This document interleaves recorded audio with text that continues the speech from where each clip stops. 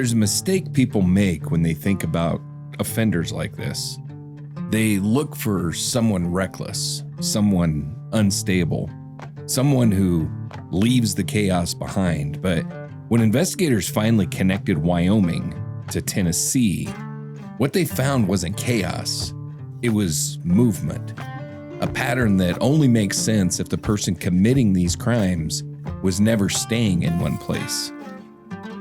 Welcome back, listeners, to Dark Dialogue, Rocky Mountain Reckoning, the series where we return to the crimes rooted deep in the dirt, rock, and snow of the American West. The cases that never really left the communities where they happened. The ones that lingered in sheriff's files and old newspaper archives, and in the quiet memories of people who remember exactly where they were when the news first spread across town. Here we investigate the stories buried beneath prairie dust and mountain snowfall. Cases carried on the wind across open rangeland, whispered along cattle fences, and passed down through generations of people who still want answers. These are the crimes that unfold along forgotten county roads, remote truck stops, and highways that stretch so far into the distance they almost disappear into the horizon. Places where someone can vanish, and for a long time, no one even knows their name. So in the last episode, we established something critical. We had two victims in Wyoming, Irene Vasquez and Cindy Estrada, or Bitter Creek Betty and the I-90 Jane Doe, both of them linked by the same unknown DNA. And then we had a third case in Tennessee, Pamela Rose Aldridge McCall, with the exact same pattern of violence. What we didn't have was a suspect. So tonight, that changes, because this is the point in the investigation where the question shifts away from what happened to these victims to who had the ability to move between all of these locations without being noticed. So, Angela, this is where this case stops being local And starts becoming something a lot bigger. Exactly. Because once you map these locations, you have Wyoming, northern Wyoming, southern Wyoming, and then Tennessee. You're not looking at proximity anymore. You're looking at access, and that leads directly to one type of offender, and that is someone that lives on the road. So before we move any further into this case, we need to do something intentionally. We need to step briefly outside of the Rocky Mountain region. It's a big step. It's a big damn step. Yeah. And in this case, it's not a detour. It's part of the investigation because, like we said, one of the women connected to this case wasn't found in Wyoming or in Montana or in Idaho or anywhere else in the American West. She was found more than 1,000 miles away in Tennessee. So we're not necessarily leaving the case, we're following where the case leads. Exactly. And understand that we need to start with who she was. So Pamela Rose Aldridge McCall was 33 years old. She was born in Cedar Rapids, Iowa in 1958, and then later lived in Virginia. People that knew her described her as a free spirit. She lived a transient lifestyle, often traveling between different states, Virginia, South Carolina, Georgia, Tennessee. She moved along interstate routes and frequently accepted rides from long-haul truck drivers. She went by the name Pamela and sometimes by Rose. And much of her life at that point was built around movement, truck stops, highways, long stretches of road where people cross paths briefly and then keep going. So her lifestyle already places her in the same kind of environment we've been talking about, those interstate corridors that you love so much. It does. And it's important context, but we're going to stay focused on what we actually know. So in early March of 91, witnesses reported seeing Pamela at a Union 76 truck stop along Interstate 65 near Spring Hill, Tennessee. So she was seen with a semi-truck driver. And based on those accounts, investigators believe that she left that location in his truck. And that is the last confirmed point in her timeline. Then on March 10th of 1991, at approximately 12:30 in the afternoon, a passerby reported a body near the westbound shoulder of Saturn Parkway at the Port Royal Road ramp in Spring Hill. Responding officers arrived at the scene and located a woman lying on a grassy slope near a tree line, roughly 100 feet off the roadway. Does any of this sound familiar? Yeah. Yeah. Too familiar. Very familiar. She had visible injuries to her face and her neck. Her clothing and her underwear were torn. And from the outset, the scene indicated a violent sexual assault. Yeah. So at this point, law enforcement is looking at a homicide. Yeah, from the very beginning. Because no one chooses to be found that way. No, it's pretty obvious that this is going to be a homicide. And the woman was identified as Pamela Rose McCall. I mean, at the time, she was actually unidentified. And just like our Wyoming Jane Doe, she stayed unidentified for a while and then was eventually identified. But following the discovery, investigators moved into the next phase of the case, and that's the autopsy and the initial forensic work. The medical examiner documented injuries to her neck that were consistent with manual strangulation. Her cause of death was officially ruled as strangulation. There were no findings that suggested accidental or natural cause or anything else. This was definitely a homicide. And the examination also confirmed another strange parallel in these cases, and that is that Pamela was approximately 24 weeks pregnant at the time of her death. And then obviously the fetus also died as a direct result of the attack. So from the beginning, investigators know exactly how she died. Yeah, they do. The cause of death is clear, but cause of death and suspect identification are two very different things. Additional findings supported what investigators had already observed at the scene. Her clothing and her undergarments were torn. This aligned with the conclusion that she had been sexually assaulted. And during the autopsy, biological evidence was collected, including sperm recovered from her pantyhose that she was wearing, along with additional samples taken during the examination. They actually had physical evidence tied to the person who did this. They did. And that's going to become one of the most important parts of the case, because even in 1991, investigators recognized the value that evidence had, and they preserved it. So like I said a couple minutes ago, at the time of her discovery, Pamela was not immediately identified. She was initially treated as a Jane Doe. Investigators took fingerprints and they began circulating them across multiple different agencies. And about a month later, those prints were matched. And that's when she was identified as 33-year-old Pamela Rose Aldridge McCall from Virginia. So now they have a name, but they still don't have a suspect. Exactly. Same old freaking story that we just keep on telling over and over again. And that's where the early investigation starts to take shape. So investigators established that she had been hitchhiking and was last seen traveling with a truck driver from the nearby truck stop on Interstate 65. And so that detail shaped the whole working theory really early on in the investigation. She had been picked up by a truck driver and then killed sometime after leaving that location. And I can't imagine that it was very long, because it was in the same place. It was Spring Hill, Tennessee. Yeah. So, we don't have any clue where Irene Vasquez or Cindy Estrada were picked up from. So we have no idea how long they were in the truck. Right. But we can guess that Pamela was not in the truck with him for very long, because they never really left the area.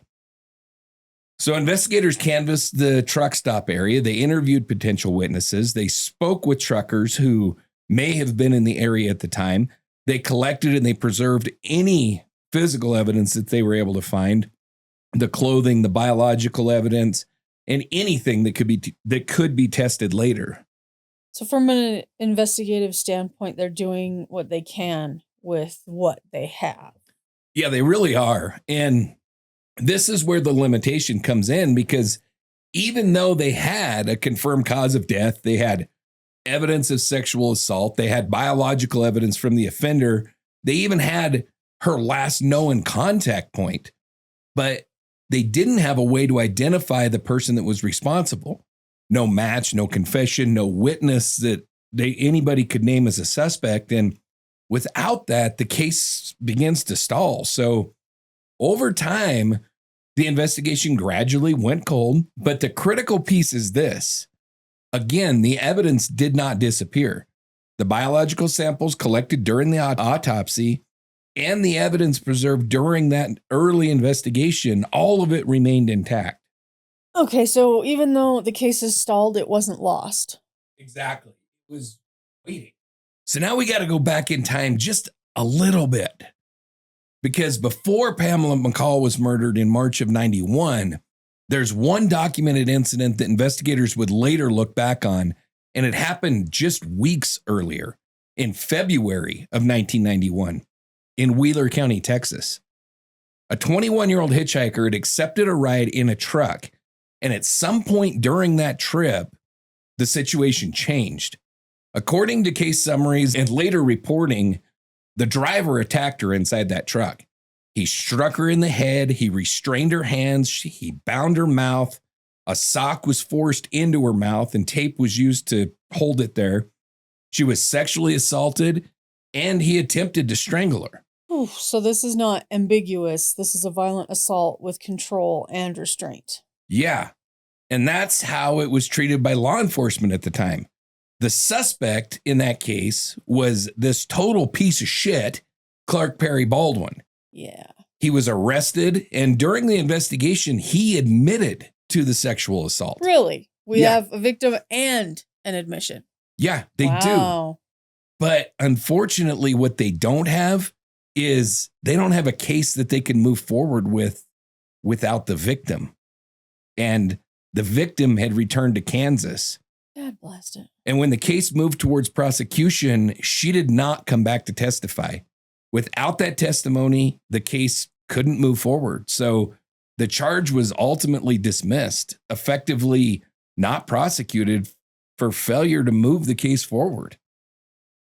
That's aggravating. Despite the severity and even his own admission, he walks away.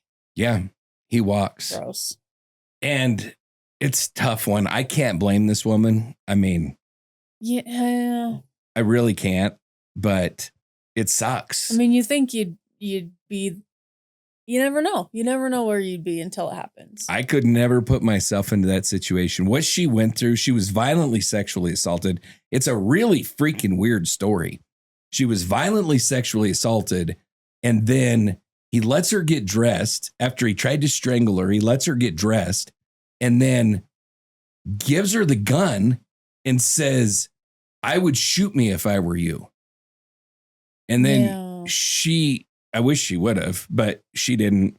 She made him let her get out of the truck and she took off running is what happened. It's a weird situation, but that's what happened. So no matter what, at that point in time, that case ended there. Obviously, no conviction. Trial was dismissed. Yeah. Or charges were dismissed. There was no trial, no further legal action. So now we need to stop for a second and just lay this out cleanly, because up to this point, we've been moving through a bunch of individual events. But investigations like this don't come together event by event. They come together when you line all of those events up and you look at what's between them. So let's rebuild the timeline, not as a story, but as a structure. So by early 91, we have a confirmed starting point. Asshat Baldwin is working as a long-haul truck driver, running routes across multiple regions, the Midwest, the Plains, the South, and into the Mountain West. And that establishes something immediately, and that's mobility. And then on February 18th, 1991, Texas, a 21-year-old hitchhiker is assaulted inside his truck, and she survives. He's arrested, he admits, and he walks. So we have confirmed violence and then nothing stopping him afterwards. Yeah, correct. That's a fixed point. And then early March 91, Pamela McCall is seen at a truck stop along Interstate 65 in Tennessee in the company of a truck driver. And that's the last confirmed sighting. March 10th of 1991, Pamela is found murdered off the Saturn Parkway, manual strangulation, sexual assault. So to sum up, we have two events close together, Texas and then Tennessee. Yes. And that proximity is important. And now we're going to move forward. late 1991 into early 1992, we don't have a last seen for Irene Vasquez, but forensic evidence tells us that she was likely killed sometime between late 1991 and early in the winter of 1992. And then on March 1st of 92, her body is discovered at Bitter Creek along Interstate 80 in Wyoming. And then around February 1992, Cindy Estrada is killed. And again, we don't know her last seen time. But on April the 13th of 92, her body is found along Interstate 90 near Sheridan, Wyoming. So, I mean, you could see this is like February, March. I mean, it is just like, what is there, like a year in between? And then it's just boom, boom, boom, boom, boom. So it goes Texas, Tennessee, Wyoming, less than a year.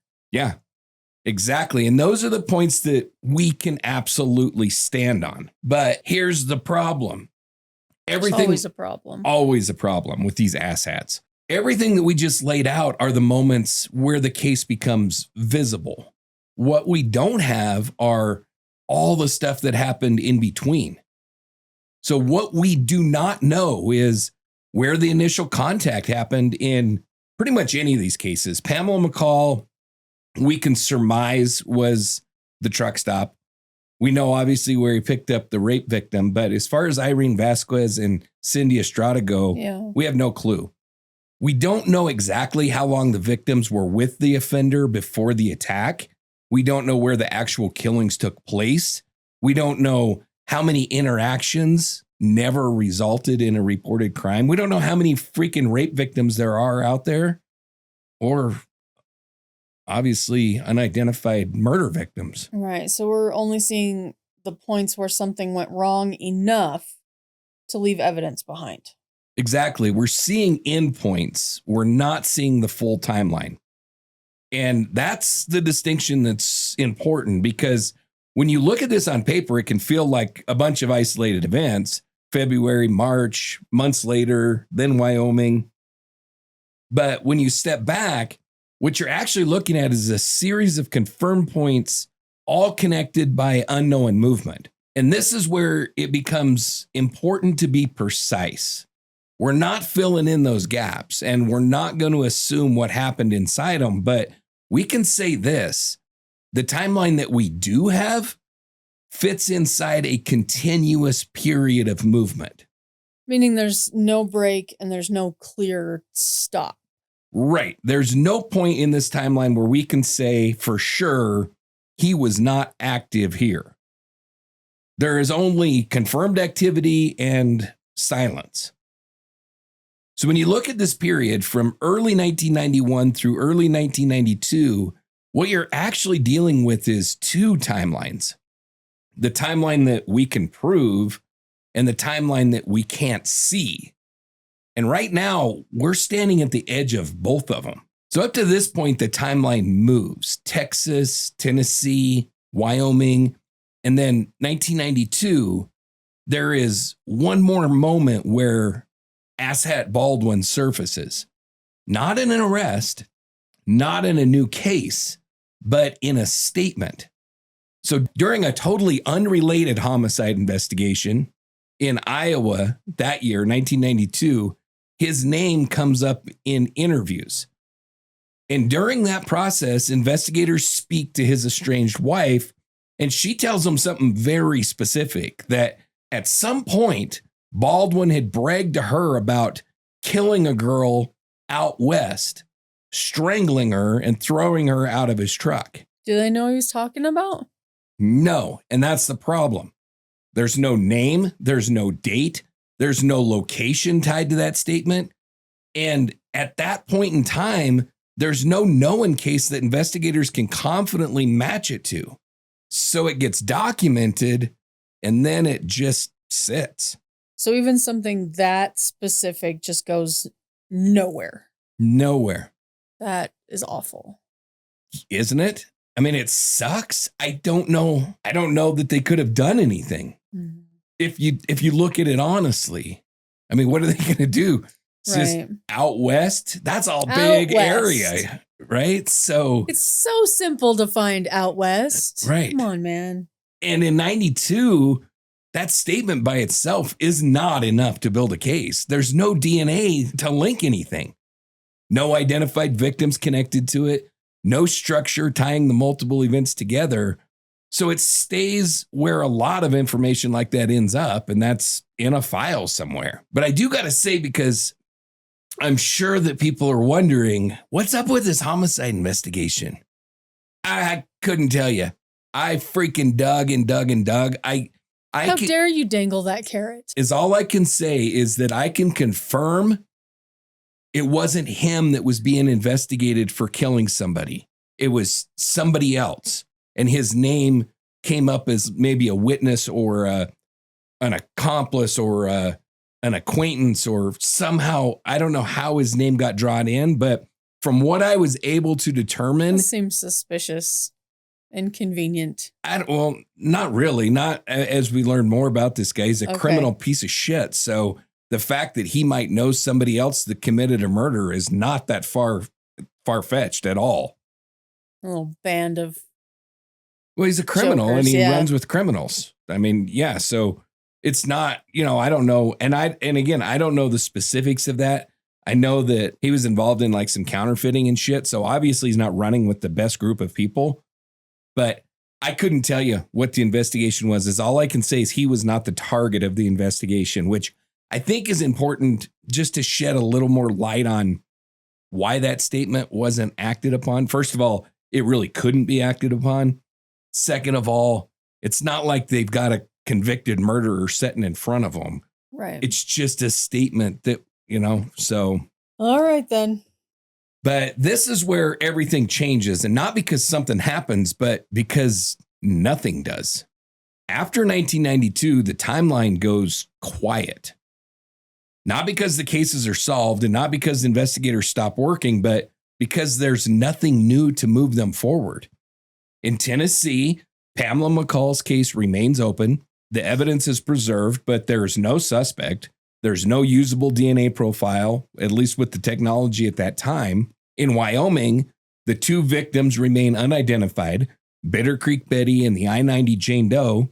Investigators collect the evidence, they circulate the fingerprints, they compare the missing persons reports. Nothing comes back.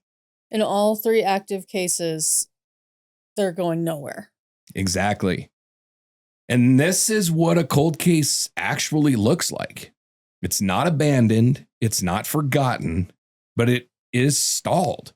The files are kept, the evidence is stored, it's occasionally reviewed, but without something new, a name, a match, a connection, something, the investigation can't move. So from roughly 1992 into the early 2000s, these cases enter what you would call a plateau. No arrests, no confirmed suspects, no public breakthroughs, just three separate cases in three different places. A homicide in Tennessee, two unidentified victims in Wyoming, and a statement in Iowa that doesn't connect to anything yet. So all the pieces are there, they just aren't connecting. Yeah, that's the best way to put it. The evidence exists, the statements exist, the victims exist, but there's no mechanism yet to tie them all together. It's terrible. God, it sucks. And for nearly 20 years, these cases sat exactly where we left them. I am pissed for those families. Oh man, I can't even. Well, for Pamela McCall, her family at least got her and buried her. Yeah. But for the Wyoming Jane Does, shit, Cindy Estrada was identified less than a year ago. I know. She died in 1992. She was just identified In 25. last year. 2025. It's nuts, man. It's crazy. Then in 2012, something changed.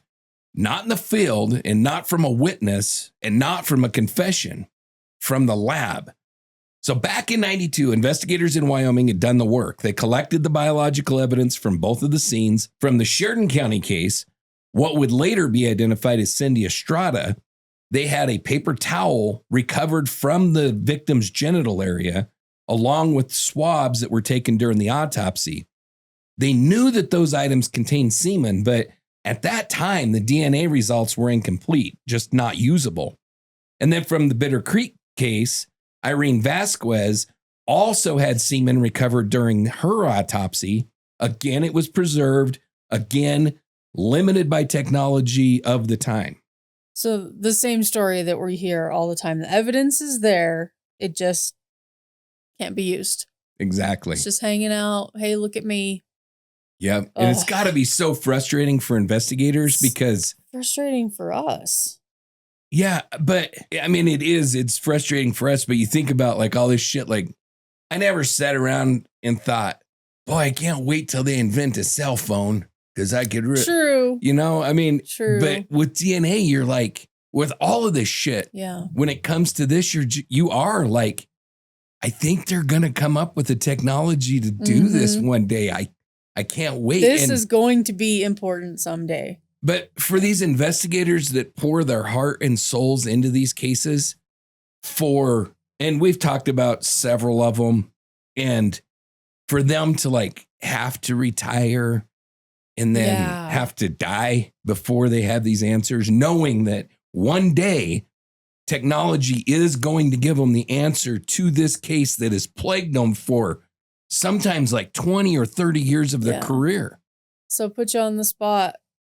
Who was the one who on his deathbed said, at least I'll get to know now? Lou Schmidt. Good job. Yep. Lou Schmidt, the investigator in the Jean Bonnet case. Not that I knew, but I knew you would. Yep. So by 2012, DNA technology had advanced enough for the Wyoming State Crime Lab to go back to that evidence. And this time, they were able to do something that they couldn't do in 1992. They developed a strong, usable male DNA profile from the evidence in the Sheridan County case, and they compared it to the profile from the Bitter Creek case, and the result was a direct match. The same male DNA was present in both investigations. So finally, in that moment, those two cases stopped being separate. They do. Up to that point, Sweetwater County and Sheridan County were each carrying their own cases. 2 different victims, 2 very different locations, 2 different investigations. After 2012, that all changes. Now they have 1 unknown male, 2 victims, 2 crime scenes along Wyoming interstates. Both victims had been sexually assaulted. Both had been strangled and left along highway corridors. So this is the first time they can say this is one offender. Yeah, for the first time, that's not just a theory, it's evidence. And honestly, I can't say that it was even a theory before. I never saw anything where they said, maybe these are linked. Yeah. I mean, and why would they really? Exactly. Just because we've talked about it. We happen to live in Wyoming, so we know these locations very well. But like we discussed in the first episode, these are literally on opposite sides of a very large state. It's not the first thing you put together. It's got to be related to that one. Yeah. Hours away. Exactly. Right now, if there's a murder in Cody and there's another one in Cheyenne, you're not going to say it's probably the same guy. You're just going to be like, so there was a murder in Cheyenne. I heard there was a murder in Cheyenne. I mean, it's possible, but that's not the leap you're going to make. No. I don't know that they ever made that leap for sure. But what I can say is by 2012, they know it's one douchebag. But even with that breakthrough, there's still a limit. The DNA profile does not match anyone in CODIS. There was no name attached to it, no known offender. So what investigators had in 2012 was this: a confirmed link between 2 homicides and an unknown man that was responsible for both of them. They've gone from 2 unanswered questions to 1, but it's still unanswered.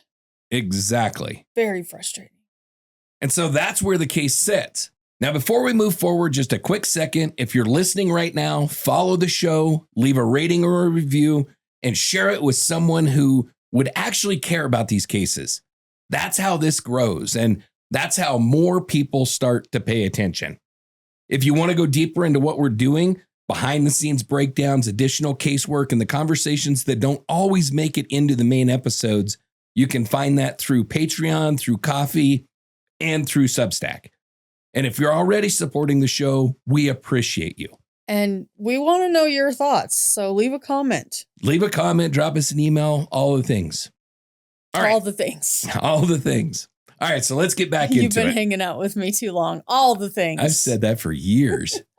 I was taking blame for that. Thank you very much. Oh, okay, it's all your fault. It is. So by 2012, Wyoming has something that it never had before. Not a suspect and not a name, but a single confirmed DNA profile. One unknown male linked both homicides. And that changes how the case is understood, but it does not solve it. So once that profile is developed, it gets entered into CODIS, which, if you don't know, that's the national DNA database that's used by law enforcement all over the country. And from that point forward, the system does the work. Every new profile that's entered is automatically compared against it. So it's not just sitting in a file anymore. It's finally active. Exactly. But here's the reality of it. A database only works if the right profile gets entered into it. I knew there was a catch. And in this case, that doesn't happen. Days pass, then weeks, and then months, and then years.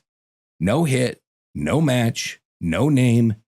That DNA profile, the one that definitively links two murders, just sits there. Even with the technology finally catching up, it still doesn't move the case forward. Not yet, because CODIS can only match what's already in it. And at this point, whoever left that DNA is not in CODIS. So the investigation reaches a new kind of standstill. Not because there's no evidence, but because there's no connection. They now know that the same man committed both murders. They have his DNA. They can identify him instantly if he ever appears in the system, but until that happens, he remains exactly what he was before, unknown. So now the case is waiting on something outside of Wyoming. Exactly. And so that's the shift. At this point, the investigation cannot move forward on its own. It needs something else to enter the system, something that carries the same DNA. And when that happens, everything changes. So like I said, for years, the DNA profile sat in the system, linked to two murders, but with no name attached to it.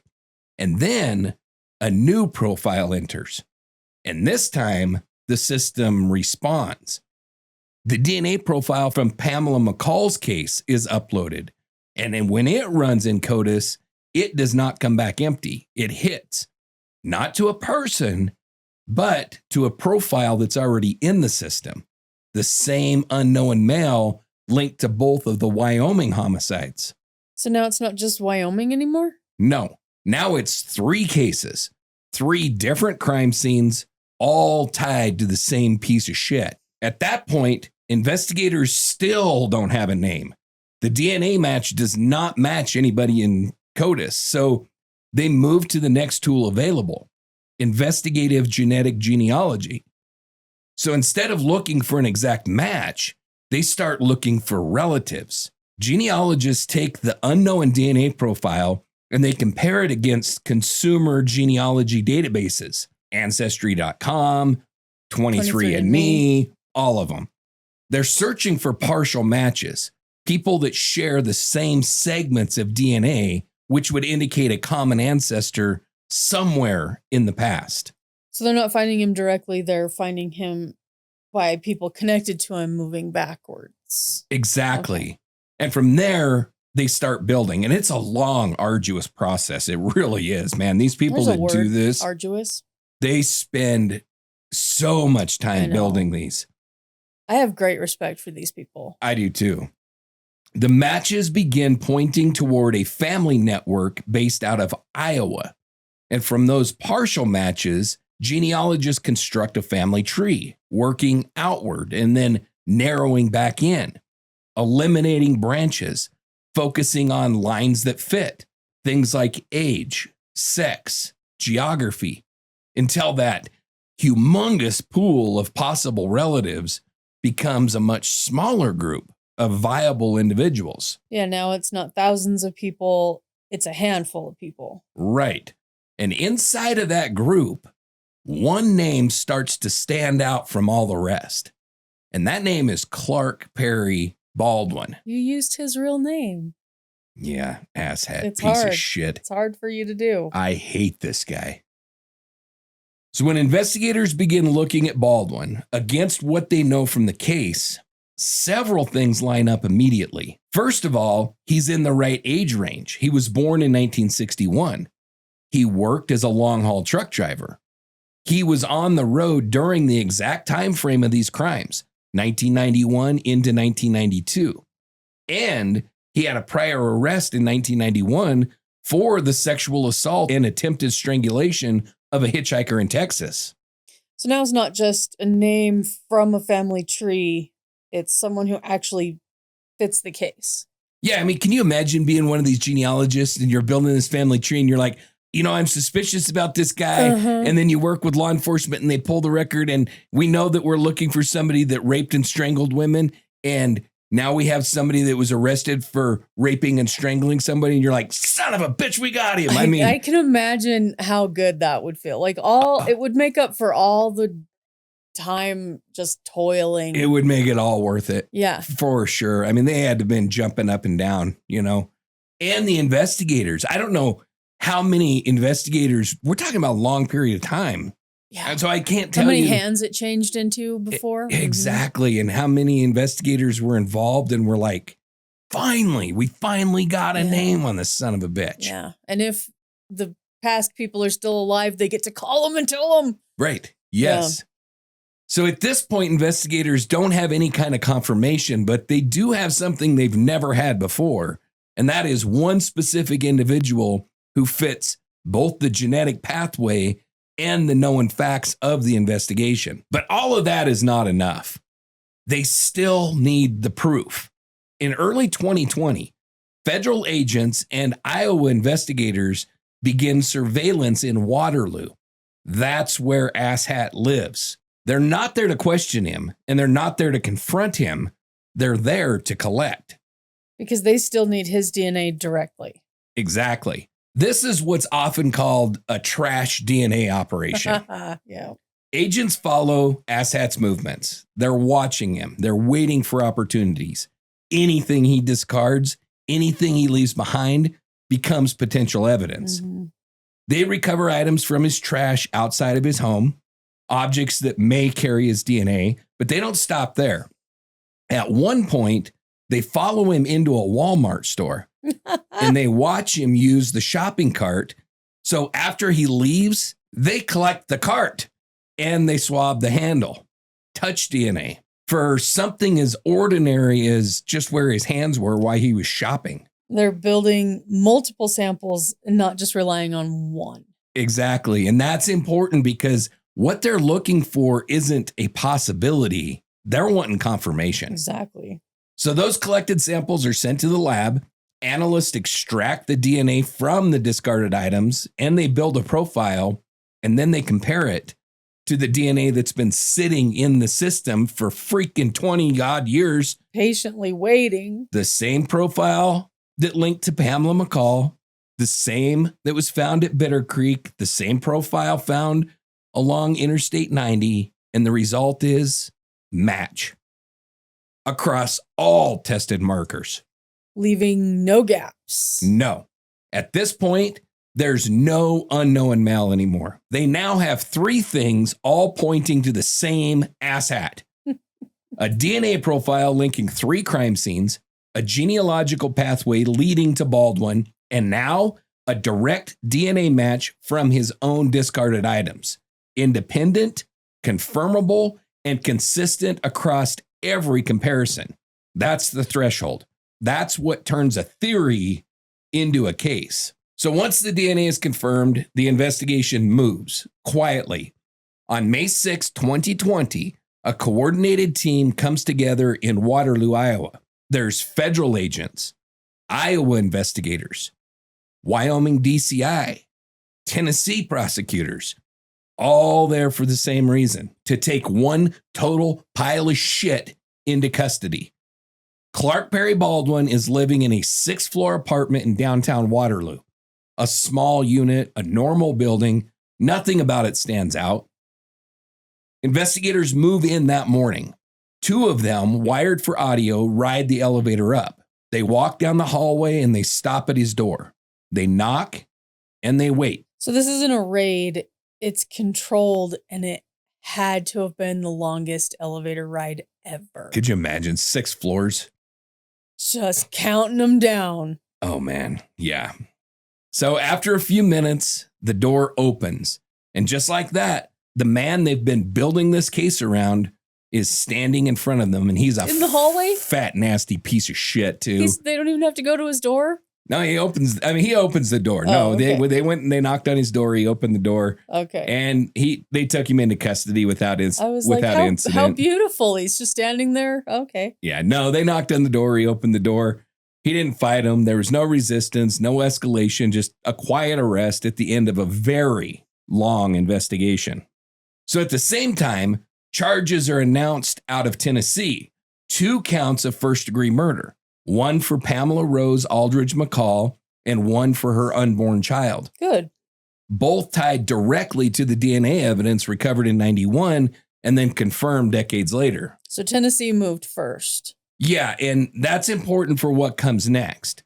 But at the same time, Wyoming files its own charges. 2 separate homicide cases. 2 victims, the woman known for years as Bitter Creek Betty, now we know as Irene Vasquez, and the woman known as the I-90 Jane Doe, who we now know as Cindy Estrada, both tied to the same offender. And in Sheridan County, there's an additional charge for the death of Cindy Estrada's unborn child. So now we're looking at multiple victims across multiple states, all tied to one asshat. Exactly. Okay. Baldwin is booked into It was my turn to say it. Was definitely your turn, and he is such an asshat. Baldwin is booked into the Black Hawk County Jail in Iowa. He's held on out-of-state warrants. From there, investigators have to decide where this case starts. So Tennessee and Wyoming coordinate, and they agree he'll be extradited to Tennessee first to face charges in Pamela McCall's case, and then Wyoming will follow. After nearly 30 years, jeez, 3 separate investigations in 3 different places, the same DNA leads to the same door. And on May 6, 2020, that door opens. So when you step back and you look at all of this, what we actually have is a very small window. A window that runs from early 91 into early 92. Inside that window, we can place this piece of shit. We can track movement, and we can tie him to violence. We have the surviving victim in Texas, a murder in Tennessee, 2 murders along Wyoming highways, all within roughly a year. That's what we can prove. But here's the part that doesn't sit clearly. The window exists inside something way larger because Clark Perry Baldwin wasn't on the road for 1 year. He was a long-haul truck driver. He started driving truck in 1979 to 1980, and he continued at least into the mid-90s and possibly into the 2000s. He had a candle business that he had to start in the 2000s. Yes. A candle business? Yeah, candle making business. Yeah, I know. I had to double check everything. I'm so confused. Piece of shit was a long haul truck driver, a counterfeiter, a candle maker. Candle maker. So anyway, that's years of cross country travel, thousands upon thousands of miles, multiple interstate corridors running through the Midwest, the South, and the Mountain West. So what we're looking at is just a slice of a much bigger timeline. Exactly. We know at least some of what happened in that 1 year span. So we know how he operated in at least one surviving case, the rape victim out of Texas. We know what the crime scenes look like. We know where victims were found. And we know how those cases connect. But outside of that window, we don't know how many times this piece of shit crossed those same routes. We don't know how many encounters never turned into a reported crime, how many victims were never found or have never been identified. So annoyingly, what we have isn't the full picture. Not even close. It's just what was left behind. And that's the part that matters, because when you look at a case like this, it's easy to focus on the answer, the name, the arrest. But the reality is the answer only exists where evidence survived long enough for it to be connected. Everything else, we just don't see. What we do see are the people who were left behind in that window. Pamela, Irene, Cindy, 3 women whose lives intersected with the same man in 3 different places, and for years, they were not connected. Tonight, they are. That's where we turn now. This is I'm Coming Home from the J.J. Hawk Band. And this is Pamela, Irene, Cindy, and the woman who survived.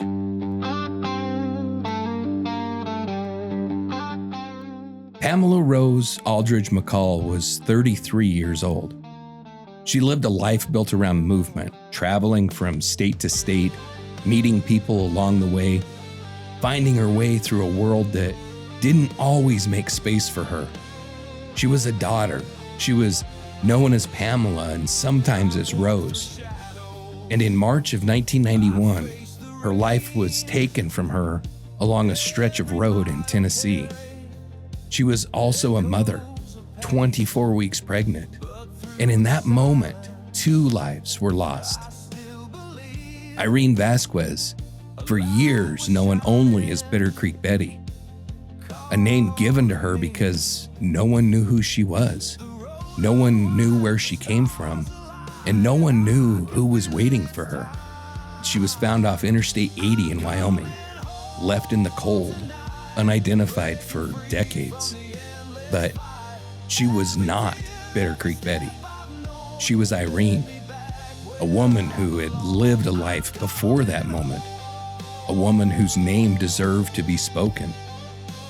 Cindy Arlene Estrada, for years known only as the I-90 Jane Doe. She was found along a highway outside of Sheridan. Another woman without a name, another life reduced to a location and a case file. But she was not a Jane Doe. She was Cindy. She had a history, a family, a life that mattered. And she too was pregnant.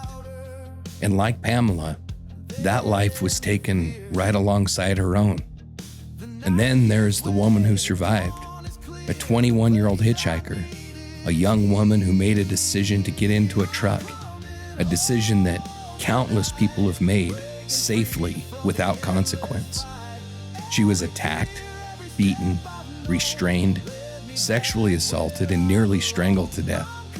But she lived. She fought, she endured, and she made it out.